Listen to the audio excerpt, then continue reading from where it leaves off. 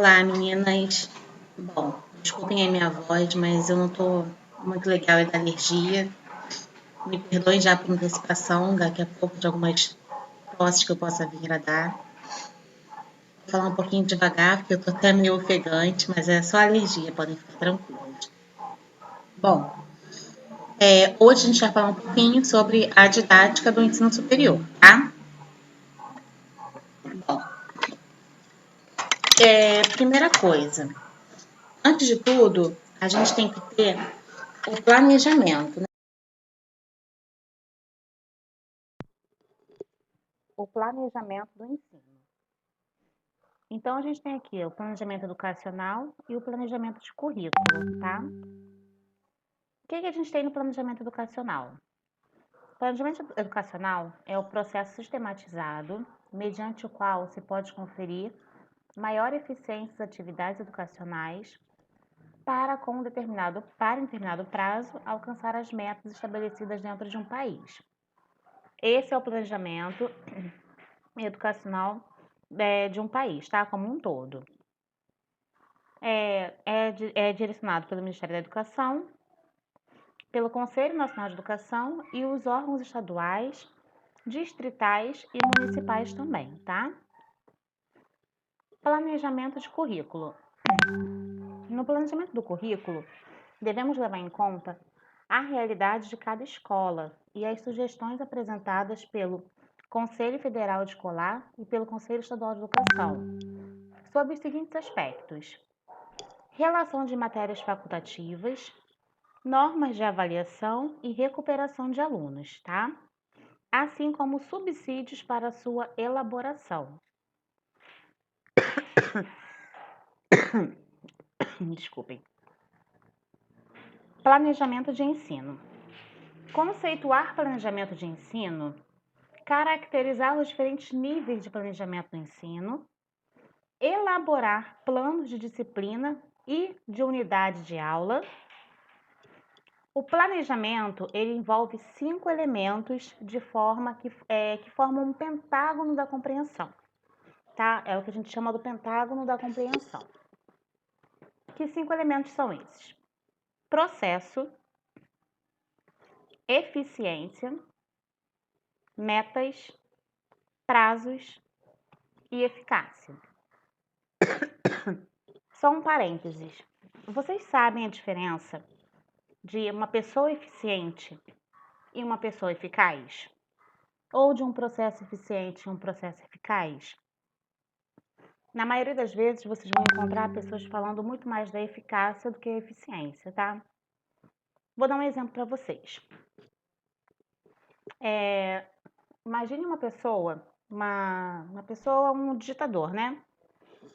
Temos 2 casos de digitadores. Eu tenho um digitador que leva 2 minutos para digitar. Digita muito rápido. Ele digita 10 páginas em 2 minutos. Só que ele leva 5 minutos para conferir as 10 páginas que ele digitou. Mas ele foi eficiente, porque ele conseguiu cumprir tudo em pouco tempo, né? Então, ele levou 2 minutos para digitar, 5 minutos para conferir, 7 minutos. Eficiente. Agora, imagine que eu tenha um outro digitador que ele leva 4 minutos para digitar 10 páginas. Mas ele só leva 2 minutos para poder corrigir. Então, no total, ele levou 6 minutos. Ou seja, ele foi muito mais eficaz. Por quê? Ele fez devagar, mas ele conseguiu fazer em menos tempo, que ele fez com atenção e levou menos tempo para conferir. Então, esse profissional, ele é eficaz, tá? Só um parênteses aí para a gente fazer uma comparação.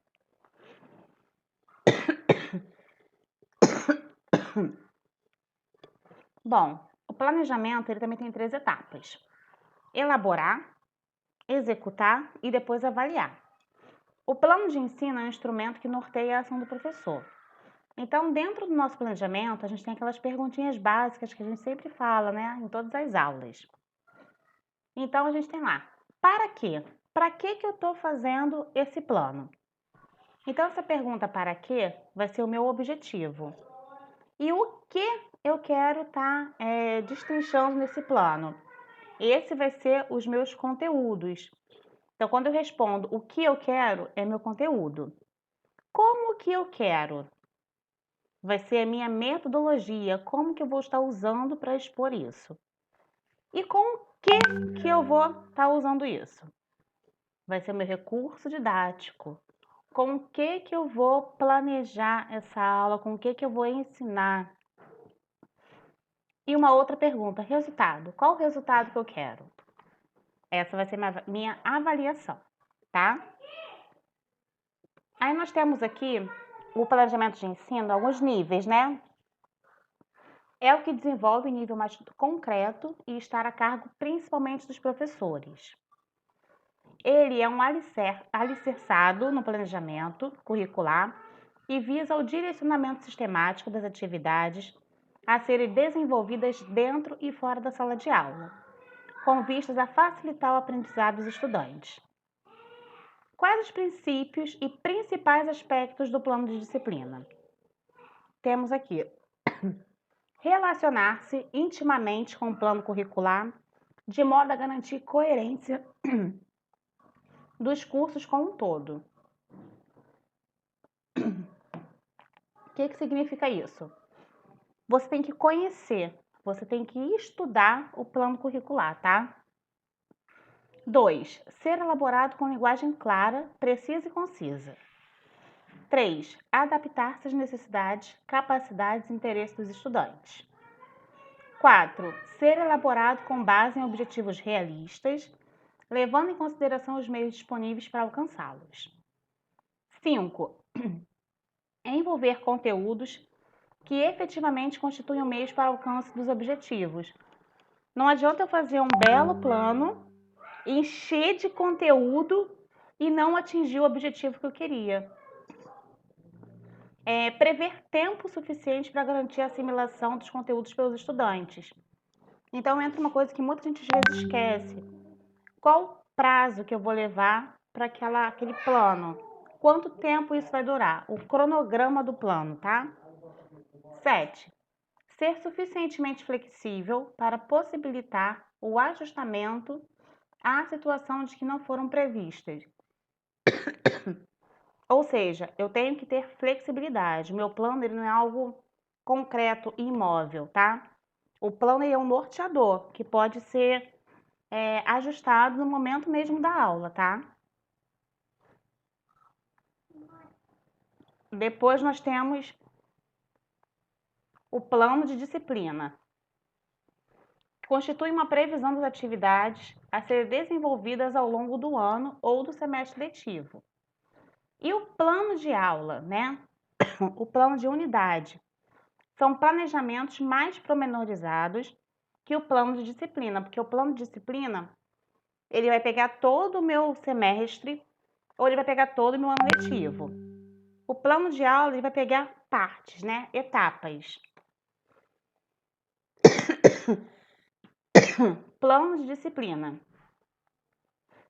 Eu tenho a identificação, né? Então, aqui a gente tem as etapas. O que eu tenho no meu plano de aula? Meu plano de disciplina. Eu tenho aqui data, instituição, professor, série e carga horária. Eu tenho que ter essa identificação, tá? O meu cabeçalho. Eu tenho a ementa, que é um resumo do conteúdo. Eu tenho os objetivos, que indicam a função da disciplina. Eu tenho o conteúdo programático, que corresponde aos temas e conteúdos a serem ensinados. Eu tenho os recursos, que são as minhas ferramentas, né, que eu vou estar usando. As estratégias de ensino, que são as técnicas facilitadoras do processo.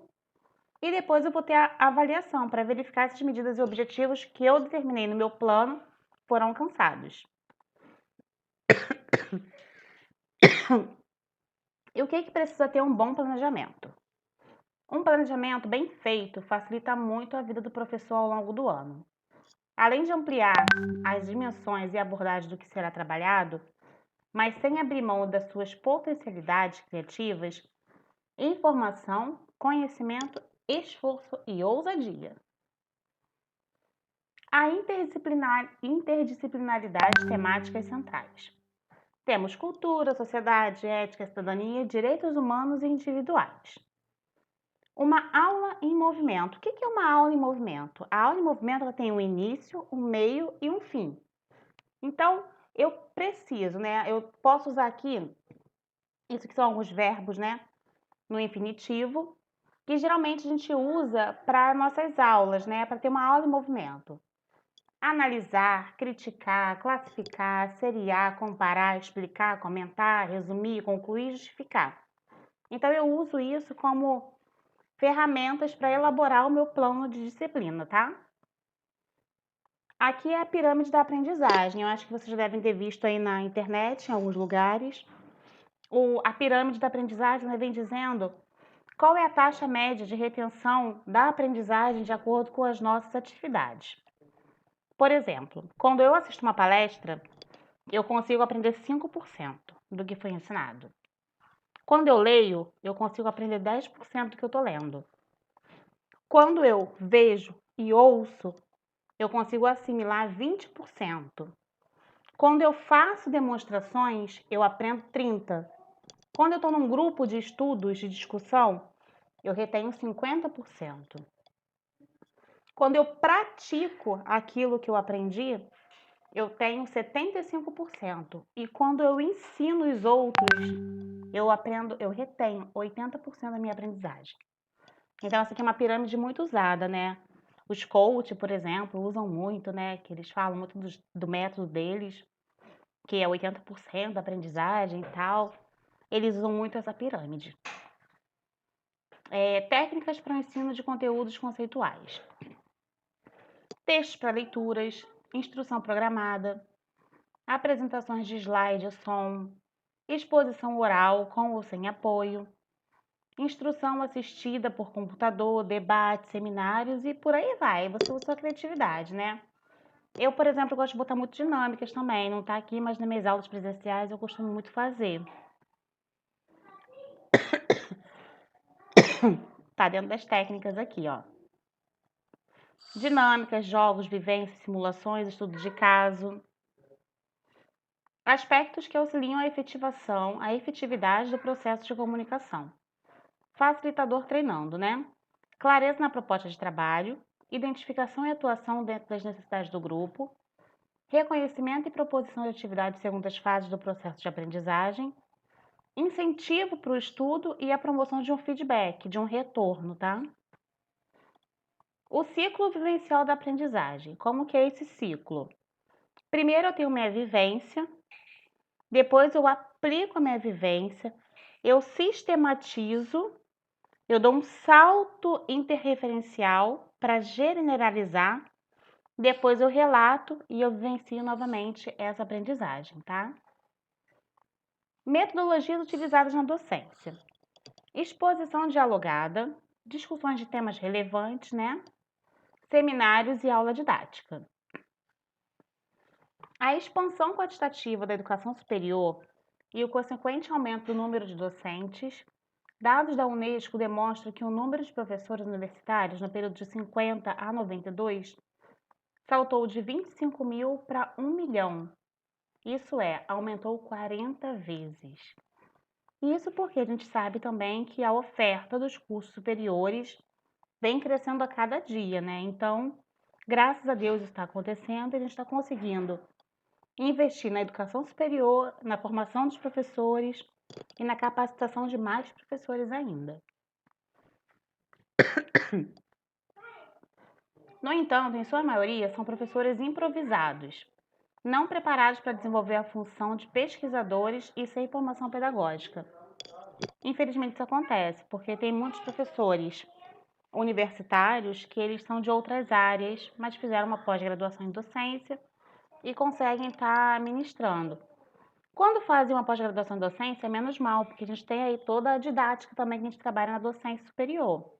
O problema é quando a gente tem, por exemplo, um professor de exatas que faz uma pós-graduação, não estou generalizando, tá, gente? Mas estou falando assim, um professor de matemática. Ele fez a faculdade de matemática, ele vai lá, faz uma pós-graduação em matemática aplicada e começa a dar aula numa pós-graduação, mas ele não tem a didática do ensino superior. É isso que eu estou apontando. Preocupação com a qualidade Alex.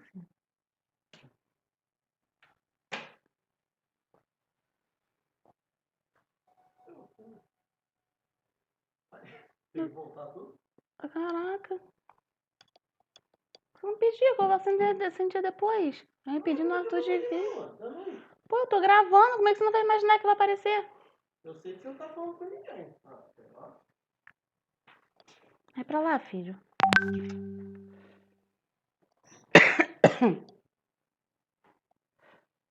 Preocupação Preocupação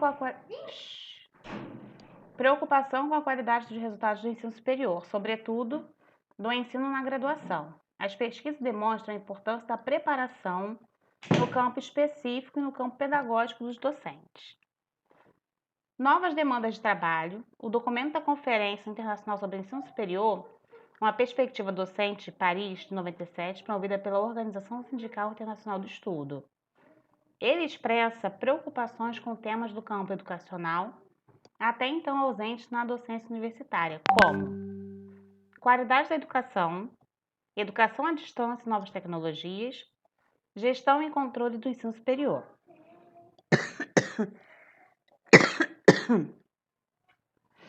Financiamento do ensino e de pesquisa, o mercado de trabalho e a sociedade. A autonomia e as responsabilidades das instituições, os direitos e liberdades do professor do ensino superior, as condições de trabalho, entre outros, tá? Influência das novas configurações de trabalho na sociedade contemporânea, da informação e do conhecimento, das tecnologias avançadas e do estado mínimo, reduzindo a empregabilidade. Em decorrência, nota-se um afluxo dos profissionais liberais, ex-empregados, ao exercício da docência no ensino superior, cuja oferta de emprego se encontra em expansão. Exigência de permanente requalificação como condição de trabalho. O resultado disso é a expansão da oferta de cursos superiores de graduação e pós-graduação, lato e estrito sensu, tá? Lato sensu são as pós-graduações, estrito sensu são os mestrados, doutorados. O conhecimento e o desenvolvimento profissional do professor, enquanto possibilidade de postura reflexiva dinamizada pela praxe, né? A LDB. A LDB dá normas gerais sobre a educação escolar no Brasil, seja pública ou privada, em todas as suas vertentes. Então, quando a gente fala de educação, a gente tem que conhecer a LDB, não tem jeito. Bom, gente, agora a gente vai entrar, vou deixar aqui com vocês então, tá? Essa foi a nossa aula de didática do ensino superior. Tem um texto que vai complementar um pouco o que a gente viu aqui, tá? Esse breve contexto que a gente viu sobre a didática do ensino superior. Eu vou deixar um texto para que vocês ampliem, né, o conhecimento de vocês sobre o assunto, tá bom? Deixa eu fechar aqui.